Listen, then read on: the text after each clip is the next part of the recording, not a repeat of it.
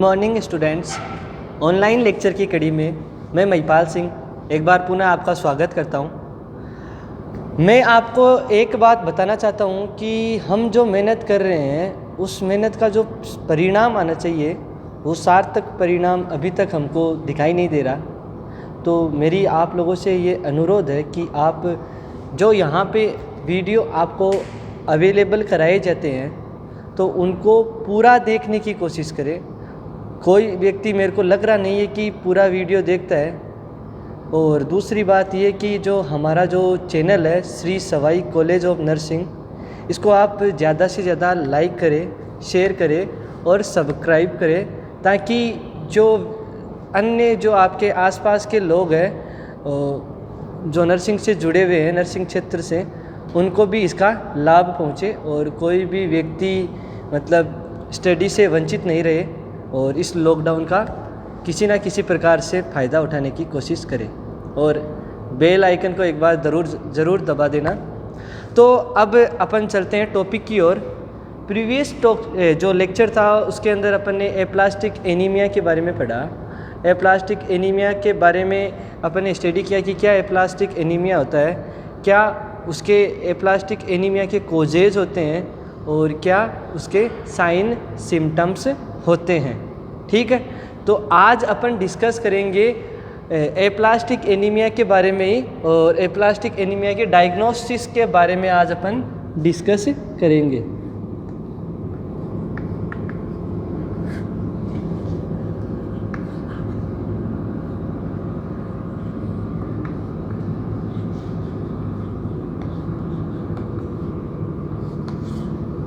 अपन बात करेंगे diagnosis of aplastic anaemia.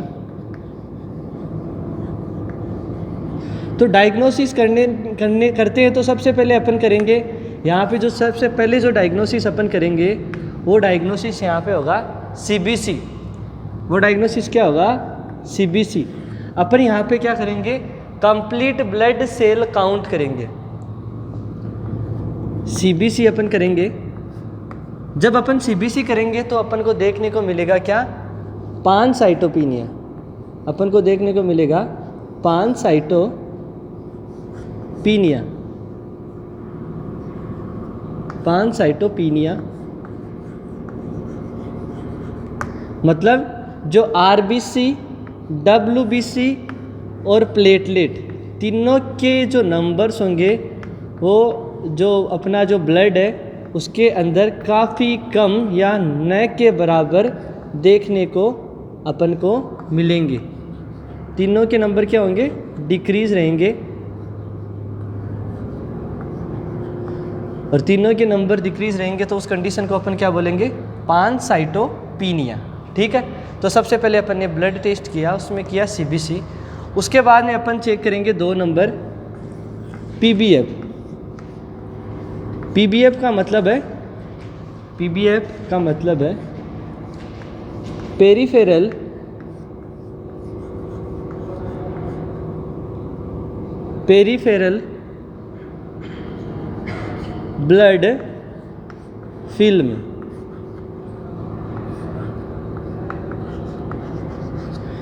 PBF जब अपन करेंगे तो अपन को पता चलेगा कि जो यहाँ पे क्या होगा, अपन नॉर्मली जो पीबीएफ करते हैं वो चेक करते हैं आरबीसी की मॉर्फोलॉजी को चेक करने के लिए, अर्थात आरबीसी की स्ट्रक्चर को चेक करने के लिए अपन क्या करते हैं? पीबीएफ करते हैं। तो यहाँ पे अपन को क्या देखने को मिलेगा? यहाँ पे अपन को देखने को मिलेगा रेटिकुलोसाइटोपिनिया। रेटिकुलोसाइटोपिनिया। देखो, रेटिकुलोसाइटोपिनिया का जो मतलब है वो है रेटिकुलोसाइट्स के नंबर ब्लड के अंदर कम होंगे। ठीक है, ये देखो नॉर्मली क्या होता है, जब कभी भी एनीमिया होता है तो अपना बॉडी कंपनसेट क्या करता है? ज़्यादा से ज़्यादा रेटिकुलोसाइट्स बनाने की कोशिश करता है। तो वहाँ पे अपन को अगर दूसरा टाइप का एनीमिया अगर होता तो अपन को देखने को मिलता कि वहाँ रेटिकुलोसाइटोसिस देखने को मिलता। लेकिन यहाँ प्रॉब्लम क्या है? यहाँ पे बोन मेरो सप्रेश है, मतलब जो कॉमन माइलॉइड स्टेम सेल है वो सप्रेश है। तो इस वजह से अपन को रेटिकुलोसाइट्स के जो काउंट है वो जो ब्लड है उसके अंदर कम देखने को मिलेगा। देखो रेटिकुलोसाइट्स क्या होता है, इमेच्योर आरबीसी को ही क्या बोलते हैं अपन, रेटिकुलोसाइट्स। ये जो आरबीसी होती है इसके अंदर क्या होता है, न्यूक्लियस प्रेजेंट होता है और ये पेरिफेरल जो सर्कुलेशन है उसके अंदर 24 आवर्स तक रहती है। उसके बाद में क्या होता है, ये जो न्यूक्लियस होता है इसका वो डिसअपीयर हो जाता है, मतलब कंप्लीट न्यूक्लियर मैच्योरेशन यहाँ पे होने के बाद एक मैच्योर आरबीसी का फॉर्मेशन होता है। वो ब्लड में आने के बाद में 24 घंटे के दरमियान होता है। ठीक है, तो यहाँ पे रेटिकुलोसाइटोपिनिया देखने को मिलेगा। जबकि जो आरबीसी जो ब्लड के अंदर है, देखो यहाँ पे आरबीसी कम है, हाँ मान लिया आरबीसी कम है, लेकिन आरबीसी की जब मॉर्फोलॉजी अपन चेक करते हैं तो मॉर्फोलॉजी में अपन को आरबीसी देखने को कैसे मिलेगी, जब मॉर्फोलॉजी चेक करेंगे तो मॉर्फोलॉजी में अपन को देखने का मिलेगा नॉर्मोसाइटिक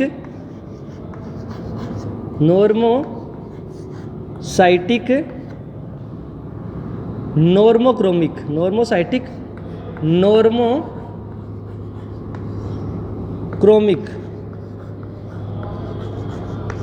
आरबीसी की शेप कैसी होगी, नॉर्मल होगी, और जो आरबीसी के अंदर हीमोग्लोबिन कंटेंट होगा वो भी प्रेजेंट होगा। अगर जैसे आरबीसी की शेप अगर एबनॉर्मल होती है, जैसे अपन बात करें आरबीसी की अगर एबनॉर्मल अगर साइज होती है तो उसको बोलते हैं एनआइसोसाइटोसिस, और अगर आरबीसी की अगर पेंसिल लाइक या एबनॉर्मल शेप होती है तो उसको बोलते हैं पिकिलोसाइटोसिस। दो एबनॉर्मल कंडीशन है जो पहले अपन ने डिस्कस किया है। एनआइसो, एन का मतलब नोट, अब्सेंस, आइसो का मतलब इक्वल, मतलब अब्सेंस ऑफ इक्वलिटी, साइटोसिस मतलब सेल, सेल की साइज में इक्वलिटी नहीं है, अलग अलग साइज की सेल्स है।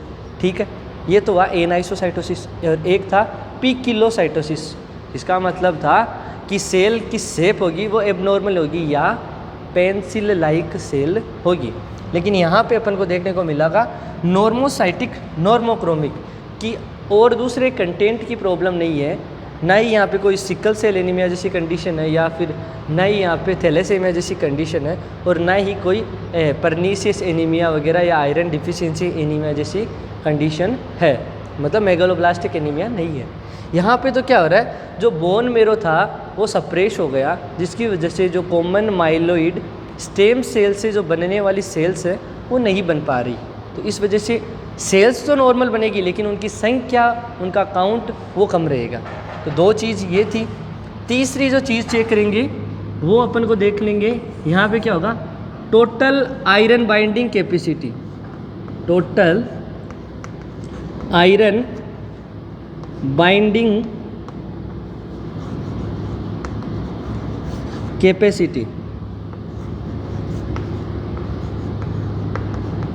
टोटल आयरन बाइंडिंग कैपेसिटी जो कि 300 होती है नॉर्मली। ठीक है, इसके अलावा जो टोटल सीरम आयरन लेवल है, टोटल जो सीरम आयरन लेवल है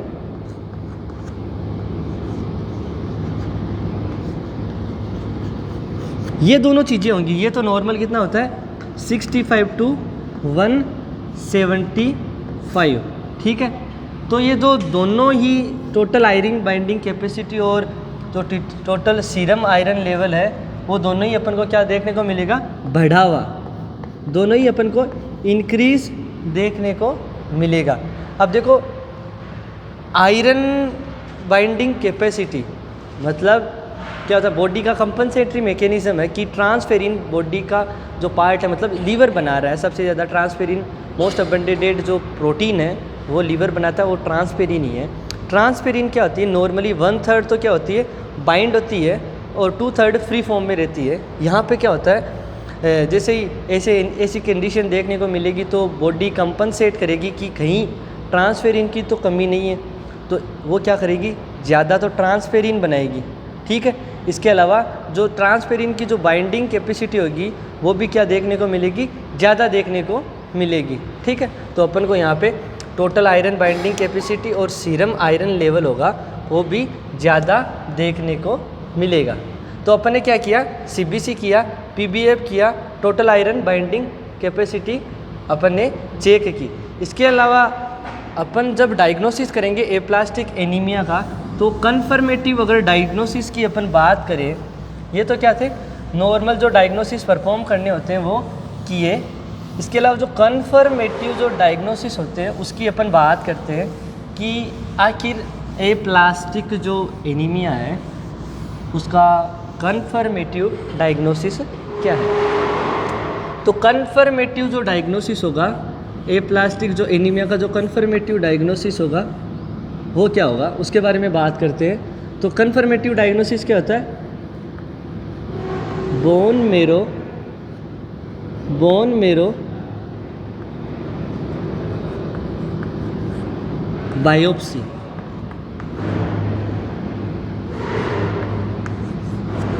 यहाँ पे कन्फर्मेटिव डायग्नोसिस क्या होता है, बोन मेरो बायोप्सी। ठीक है। अब देखो बोन मेरो बायोप्सी के अलावा एक और चीज़ होती है। देखो यहाँ पे दो चीज़ें होती है, एक होता है बोन मेरो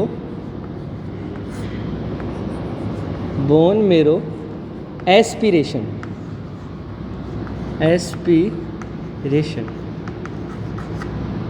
बोन मेरो एस्पिरेशन का मतलब होता है एस्पायरेट करना। और एस्पायरेट कहाँ करते हैं, जहाँ एस्पिरेशन वर्ड आया वहाँ पे अपन को याद आता है फ्लूइड। तो अपन यहाँ पे क्या करते हैं, फ्लूइड को एस्पायरेट करते हैं। ठीक है, फ्लूइड को एस्पायरेट करते हैं। तो यहाँ पे अपन क्या करेंगे, जो बोन मेरो है वहाँ से क्या करेंगे, बोन मेरो है वहाँ से अपन क्या करेंगे, फ्लूइड को एस्पायरेट करेंगे। फ्लूइड को क्या करेंगे, एस्पायरेट करेंगे। ठीक है। अब बोन मेरो जो एस्पायरेशन कर रहे हैं वहाँ पे अपन फ्लूइड जब एस्पायरेट करते हैं बोन मेरो नीडल के द्वारा, तो वहाँ पे अपन को देखने को मिलता है जो फ्लूइड होगा वो कैसा होगा, पेल। जो फ्लूइड होगा वो कैसा होगा, pale yellow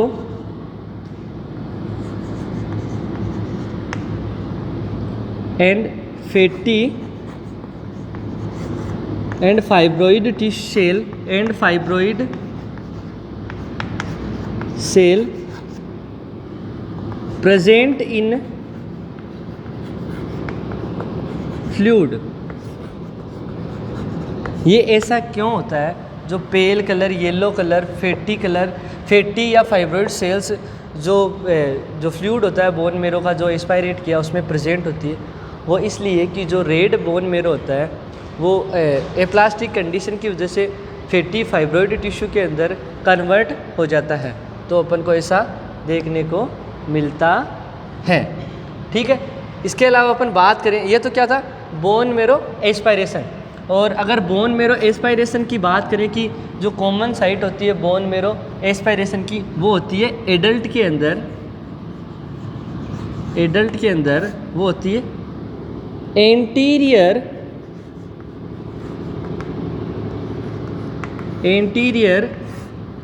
iliac crest.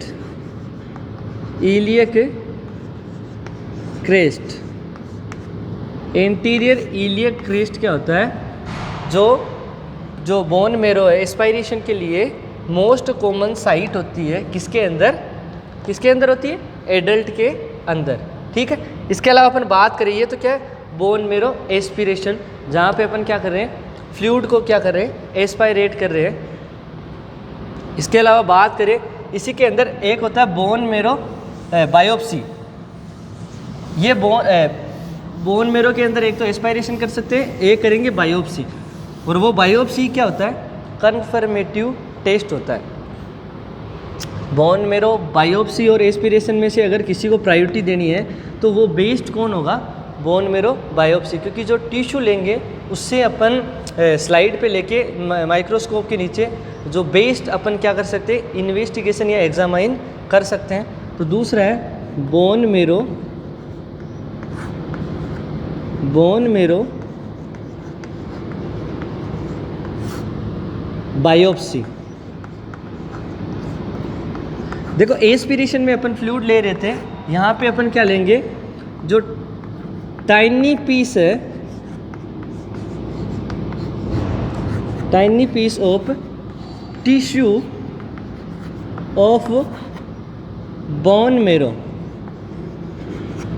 Bone marrow, bone marrow से अपन टिश्यू का एक छोटा सा टुकड़ा लेंगे और उसको अपन क्या करेंगे, स्लाइड पे लेके माइक्रोस्कोप के नीचे उसको एग्जामाइन करेंगे। वहाँ पे अपन को वही देखने को मिलेगा, क्या, जो फैटी फाइब्रॉइड टिश्यू की प्रेजेंटेशन, वहाँ पे प्रेजेंट होगा फैटी फाइब्रॉइड टिश्यू। तो बोन मेरो एस्पायरेशन के लिए बोन मेरो नीडल, जिसको अपन क्या बोलते हैं, सलाह नीडल, सलाह नीडल। इस नीडल से अपन क्या करते हैं, बोन मेरो बायोप्सी करते हैं। बोन मेरो बायोप्सी करने के बाद में अपन जो साइट की बात करें, इसके अंदर ये क्या है, कन्फर्मेटिव टेस्ट। ये क्या है, bone marrow biopsy confirmative test है। किसके लिए, एप्लास्टिक एनीमिया की कंडीशन को क्या करना, एनीमिया की कंडीशन को फाइंड आउट करने के लिए। इसके अलावा इसमें सलाह नीडल यूज़ करते हैं, और जो साइट होती है, जो बायोप्सी के लिए साइट, वो होती है एडल्ट के अंदर होती है। वो जो मोस्ट कॉमन जो साइट होती है एडल्ट के अंदर, जो मोस्ट कॉमन है साइट एडल्ट के अंदर, वो कौन सी होगी, पोस्टीरियर इलियक क्रेस्ट। वो क्या होगी, posterior iliac crest, posterior iliac crest. इसके अलावा अगर अदर साइट की बात करें, ये तो क्या मोस्ट कॉमन साइट है एडल्ट के अंदर।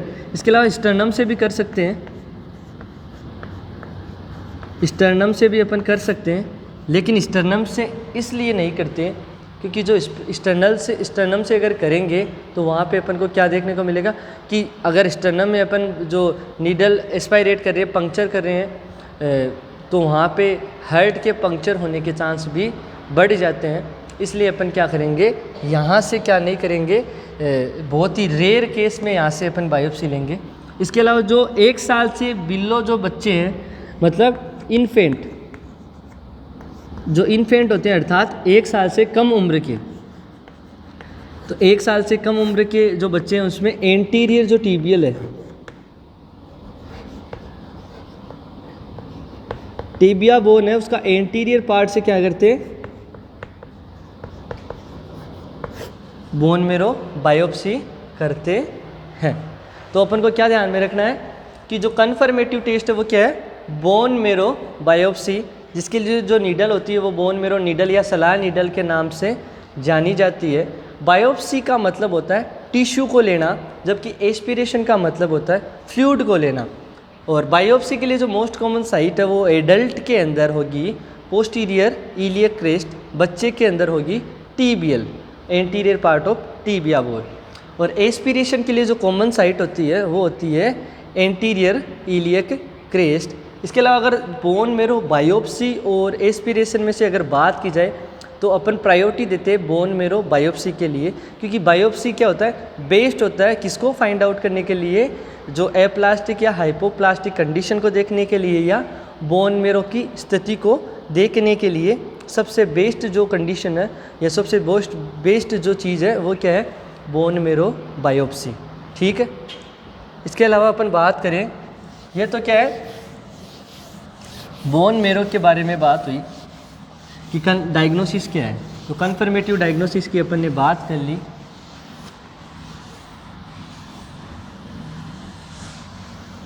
ये तो क्या था, डायग्नोसिस था।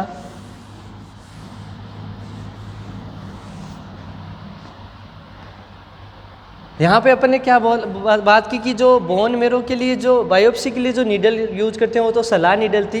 और एस्पिरेशन के लिए अपन ने नीडल नहीं बताया। जो बोन मेरो एस्पिरेशन था, बोन मेरो जो एस्पिरेशन था,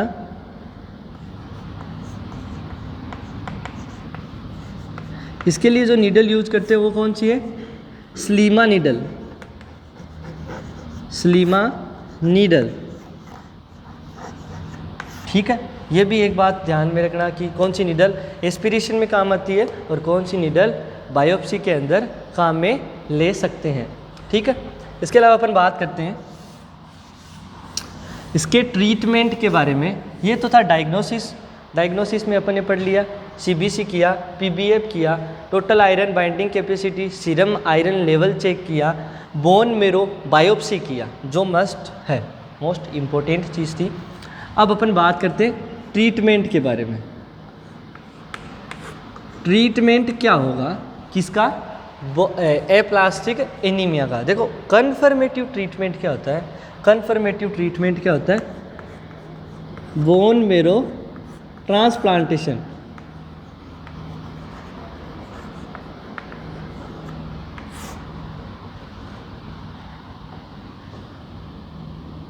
कन्फर्मेटिव अगर टेस्ट की बात करें, ट्रीटमेंट की बात करें तो वो क्या है?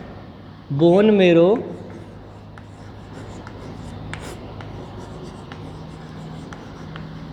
ट्रांसप्लांटेशन।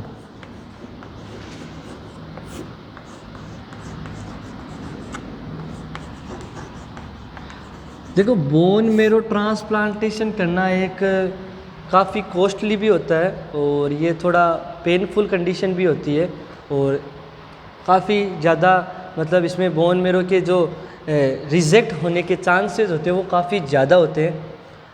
ये चीज़ें तो यहाँ पे होती है और यहाँ पे बोन मेरो जब एस्पायरेशन ट्रांसप्लांटेशन करते हैं तो खर्चा भी काफ़ी ज़्यादा आता है और पेनफुल कंडीशन भी तो है ही। इसके अलावा यहाँ पे क्या हो रहा है? रिजेक्शन के भी चांस ज़्यादा रहते हैं।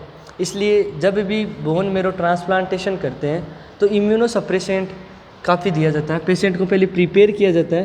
प्रिपेयर कैसे करेंगे? उसको जैसे डॉक्टर के प्रिस्क्रिप्शन के अनुसार 2 वीक या कुछ 5 to 7 डेज़ पहले ही क्या करते हैं अपन? इम्यूनो सप्रेसेंट मेडिकेशन प्रोवाइड करना शुरू कर देते हैं। इम्यूनो सप्रेसेंट मेडिसिन देना शुरू कर देते हैं उस व्यक्ति को। ठीक है, इम्यूनो सप्रेसेंट अपन देंगे ताकि बोन मेरो के रिजेक्शन के चांस कम रहे। इसके अलावा जो ब्लड एग्जामिनेशन होती है, ब्लड एग्जामिनेशन होती है वो चेक करते हैं। ब्लड एग्जामिनेशन करने के बाद में जिससे अपन ले रहे हैं, जो डोनर है उसका और जो रिसिपेंट है, उन दोनों का ब्लड टेस्ट किया जाता है, हिस्टोकॉम्पेटिबिलिटी टेस्ट किया जाता है, RH टेस्ट किया जाता है। ठीक है, ये सब टेस्ट करने के बाद में और भी कुछ टेस्ट है वो करते हैं। उसके बाद में पेशेंट को प्रिपेयर किया जाता है।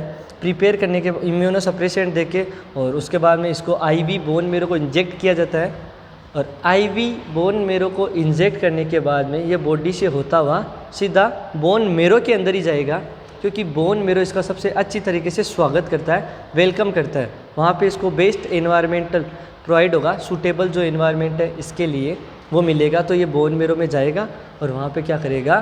ग्रोथ करेगा और प्रोलिफरेशन करेगा और फिर ये जो हीमेटोपोइसिस है उसके अंदर मदद करेगा। ठीक है, अब देखो यहाँ पे टेस्ट की बात की थी और जैसे अपन जो वहाँ पे कर रहे थे ना, बोन मेरो बायोप्सी और बोन मेरो एस्पिरेशन वगैरह, है ना, उनके बारे में भी अपन ने बात की थी कि बोन मेरो एस्पिरेशन में भी अपन क्या करते हैं? पेशेंट के अंदर जो पेनफुल कंडीशन होती है वहाँ पे नीडल वगैरह यूज़ करते हैं, प्रिकॉशन भी यूज़ करना होता है। ट्रीटमेंट के अंदर कन्फर्मेटिव ट्रीटमेंट की बात कर ली कि बोन मेरो ट्रांसप्लांटेशन करना है। इसके अलावा अपन क्या कर सकते हैं? ट्रीटमेंट नंबर 2 की अगर बात करें तो यहाँ पे क्या कर सकते हैं? यहाँ पे अपन क्या कर सकते हैं? जो कॉलोनी फॉर्मिंग यूनिट होती है, कॉलोनी फॉर्मिंग यूनिट जिसको प्रिकर्सर बोलते हैं ना अपन, सीफी कॉलोनी फॉर्मिंग यूनिट्स, इनको ये जो कॉलोनी स्टिमुलेटिंग एजेंट होते हैं उनको दिया जाता है। कॉलोनी फॉर्मिंग यूनिट के बनाने के लिए अपन क्या देते हैं? यहाँ पे क्या देते हैं? यहाँ पे अपन देंगे कॉलोनी स्टिमुलेटिंग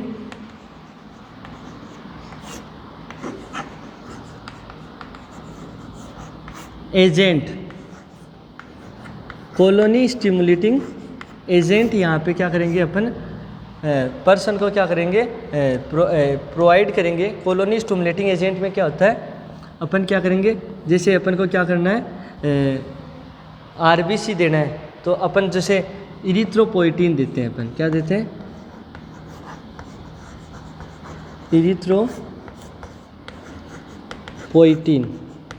ये इरिथ्रोपोइटीन क्या करता है? आरबीसी के प्रोडक्शन के अंदर मदद करता है। आरबीसी के प्रोडक्शन के अंदर इरिथ्रोपोइटीन क्या करता है? मदद करता है। इसके अलावा अपन बात करें, एक सेकेंड पानी।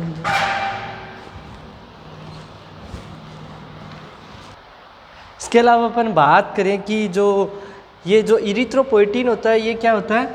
इपोगेन। इपोगेन इस नाम से मार्केट में क्या होता है? अवेलेबल होता है। तो इपोगेन क्या कर रहा है? इरिथ्रोपोइसिस या आरबीसी के प्रोडक्शन में क्या करता है? मदद करता है। आरबीसी का जो प्रोडक्शन होता है उसको क्या करता है? इंक्रीज करता है या प्रोडक्शन में हेल्पफुल होता है। ठीक है, इपोगेन दिया। इसके अलावा अपन क्या करते हैं यहाँ पे? एक और चीज़ है, आरबीसी का कॉलोनी स्टिमुलेटिंग एजेंट में एक तो था आरबीसी के प्रोडक्शन को बढ़ाने के लिए इरिथ्रोपोइटीन, जो इपोगेन के रूप में, इपोगेन के फॉर्म में मतलब नाम से मार्केट में अवेलेबल है, उसको देते हैं। इसके अलावा एक होता है GCSF। GCSF का मतलब होता है granulocyte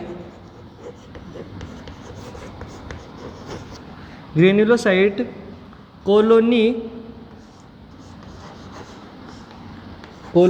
stimulating granulocyte colony stimulating factor.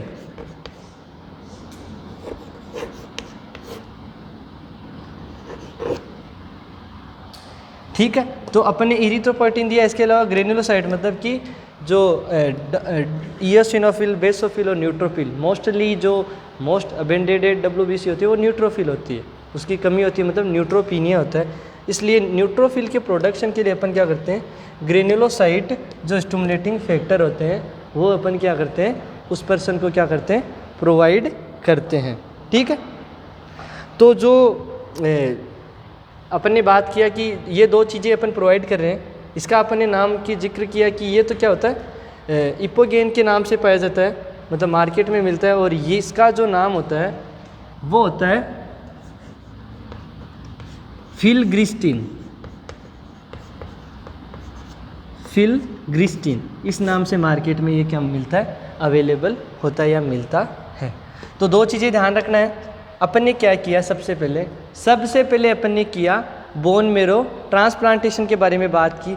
और अगर कोई पूछे कि बोन मेरो ट्रांसप्लांटेशन किस तक उम्र तक कर सकते हैं, तो मोस्टली ये क्या होता है? एडल्ट जो एज होती है वहाँ तक अपन कर सकते हैं, क्योंकि अपन ट्रीटमेंट वही करेंगे जो कन्फर्मेटिव होगा, जिसमें परमानेंसी होगी।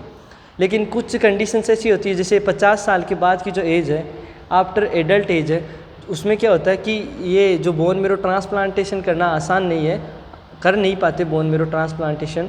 तो वहाँ पे अपन ये जो ट्रीटमेंट ये चलाएंगे, जिसके अंदर कॉलोनी स्टिमुलेटिंग एजेंट अपन क्या करते हैं? एडमिनिस्टर करते हैं, जिसमें एक तो इपोगेन था, एक था फिलग्रिस्टिन। ठीक है, दोनों एक आरबीसी का प्रोडक्शन को बढ़ा रहा है, एक WBC के प्रोडक्शन को बढ़ा रहा है। ठीक है, इसके अलावा अपन क्या करते हैं? इन लोगों के अंदर क्या होता है? ये जो ऑटो इम्यूनिटी की वजह से जो बोन मेरो या जो कॉलोनी स्टिमुलेटिंग कॉलोनी फॉर्मिंग जो यूनिट बन रही थी, कहाँ से? कॉमन माइलॉइड स्टेम सेल से।